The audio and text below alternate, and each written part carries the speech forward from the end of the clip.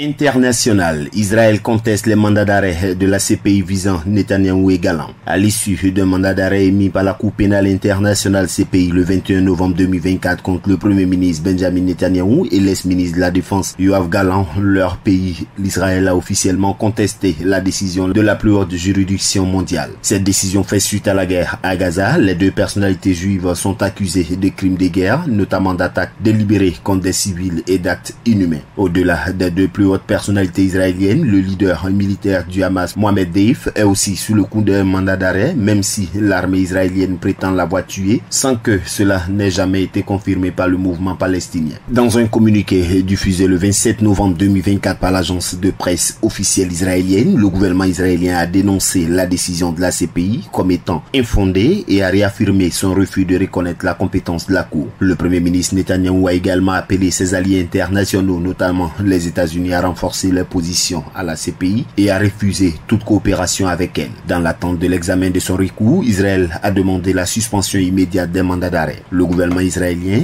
a averti que si l'appel était rejeté, cela renforcerait l'idée d'une partialité systématique de la CPI à l'encontre de l'État hébreu. Les accusations portées contre Netanyahou et Gallant concernent des actions menées entre octobre 2023 et mai 2024 durant le conflit sanglant entre Israël et le Hamas. APRA, agence presse, radio et audio.